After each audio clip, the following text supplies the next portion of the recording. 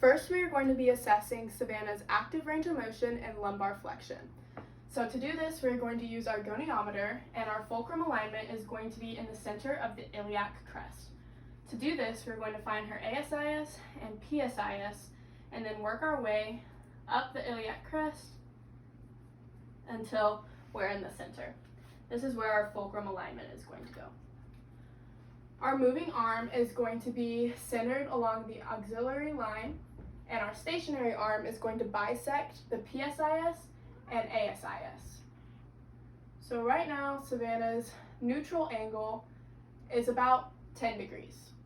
I'm then going to ask Savannah to reach down and touch her toes to go into lumbar flexion. Keeping this alignment, with the stationary arm bisecting the PSIS, the moving arm across the axilla, and the fulcrum at the iliac crest. And go ahead and come up.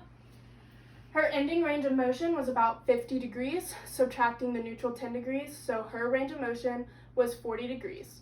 The normal range of motion for lumbar flexion is 60 degrees, so Savannah was a little bit below the normal range of motion. Now we're going to be assessing the anterior rotational glide of the right anonymate passive range of motion. To do this, I'm going to have my patient in a side lying position. I'm going to have her put the chest to the table and hook her unaffected leg into flexion beneath around me. I'm then going to put my forearm on her PSIS and interlock my hands underneath her, and then I'm going to put her into passive hip extension, anteriorly rotating that anonymate. The infield here is firm, and Savannah had a firm infield. We're then going to compare bilaterally and have her flip to her other side, again hooking this leg underneath around me, putting my forearm on that PSIS, interlocking my fingers underneath her leg, and taking her into passive extension, anteriorly rotating that anonymate by putting pressure onto that PSIS. Again, the infield is firm, and Savannah had a firm infield. I am now going to be performing grade 3 manual muscle testing for lumbar rotation.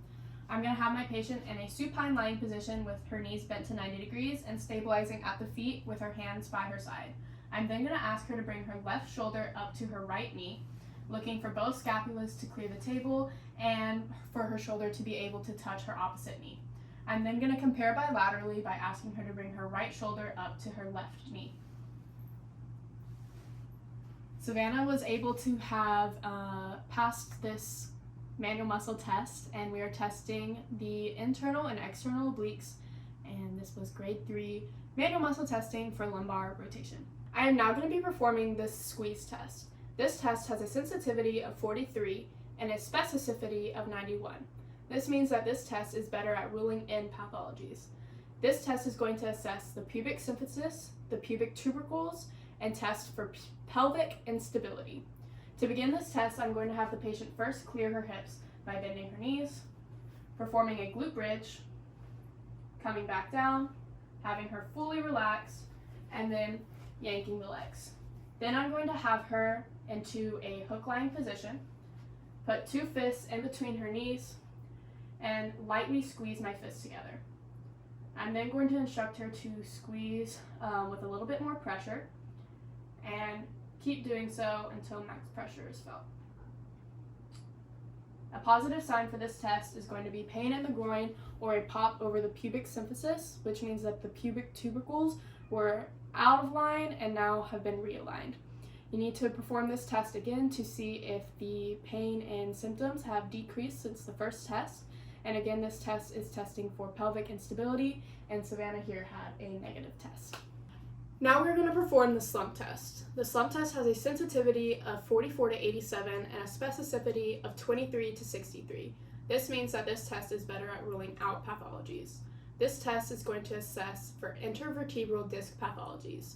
To begin, we're going to have the patient in a nice seated position with an upright posture. At any point during this test, if the patient is starting to experience symptoms or exacerbated pain and symptoms, that is the end of the test. But first thing we're going to have the patient do is slump at the thoracic and lumbar spine while keeping the head upright. If this does not provide any symptoms, then I'm going to provide an overt pressure on top of the shoulders. Again, if this does not provide any symptoms, then we're going to have the patient bring her chin to her chest, If no symptoms are present here, then an overt pressure is applied on the top of the head. No symptoms there, I'm going to have the patient actively extend her knee. If no symptoms are here, then we're going to passively dorsiflex the foot. This test is positive if symptoms are reproduced, exasperated symptoms or pain, or numbness or tingling are experienced by the patient. This test was a negative test for intervertebral disc pathologies. Now we're going to be palpating the inguinal ligament. I've already talked to my patient and she is informed that we're going to be palpating some sensitive areas. To find this ligament, we're going to first find the ASIS by finding the top of the iliac crest and working our way down until we find this bony prominence. To find the pubic symphysis and the pubic tubercles, we're going to start with our palm, working our way down from the umbilicus until we find our bony prominence right there. From here, the inguinal ligament goes diagonally between these two structures. It is a taut band right here. To confirm that we're on the ligament, we're going to have the patient flex their hip, and the band should become more taut. We're now going to compare bilaterally by finding the ASIS on this side, back to the pubic tubercle, and the ligament is right here.